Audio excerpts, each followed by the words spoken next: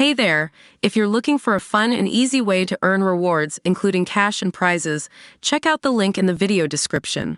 Kfir Bibas was just 9 months old when he and his family were kidnapped by Hamas militants during the deadly October 7 massacre in southern Israel. Now at 17 months old, Kfir's father's cousin, Tomer Keshet, revealed that the family still do not know the fate of baby who can't be the same after spending half of his life in captivity. In a heartbreaking recollection, Tomer said, Kfir was so tiny. He could hardly stand. I can't bear to think of him now.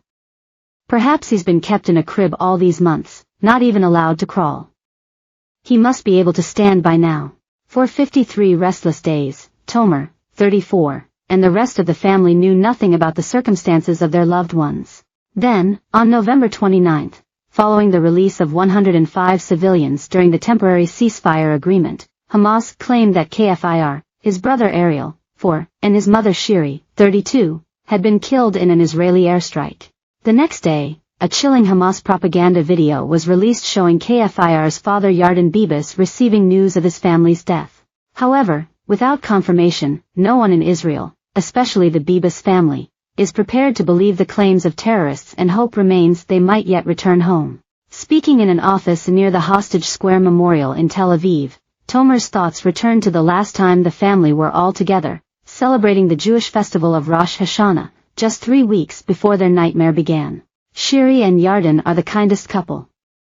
They love to joke around and have permanent smiles. They don't just smile for pictures. They smile for real. I remember being so happy. I can't imagine feeling that way again. Kfir turned 1 in captivity on January 18, a day that was known in Israel as the saddest birthday in the world. It's horrific to think he has spent half his life in captivity, said Tomer. We love him so much.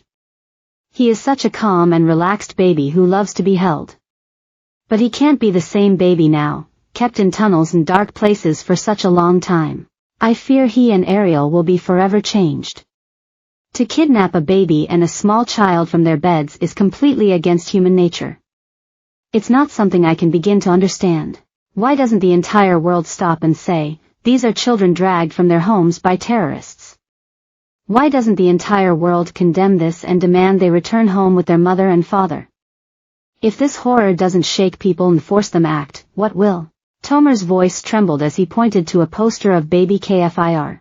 Alongside the images of Noah Argamani being taken into Gaza on a motorbike, Naama Levy being forced into the back of a car, and Lady in Red Vlada Padapov running for her life from the Nova Festival, the toddler's picture is one of the most hauntingly iconic images of the October 7 Hamas terror attack.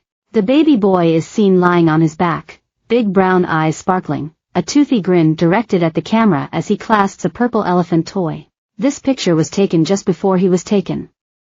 He's supposed to be playing with his brother, learning to walk and say, Dada, not being held hostage. Every Shabbat and Jewish festival since October 7 without his loved ones has been torture for Tomer. We are a large family. Israel is not a big place, but we are still spread around the country, so it's special when the children come together for festivals, he said.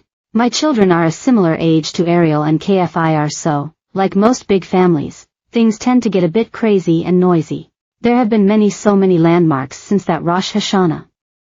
Purim, Pesach. All of them without them. Every time I hear my own children laugh, every time we sit down together for dinner, every time I change a diaper, I see Kfir, Tomer added.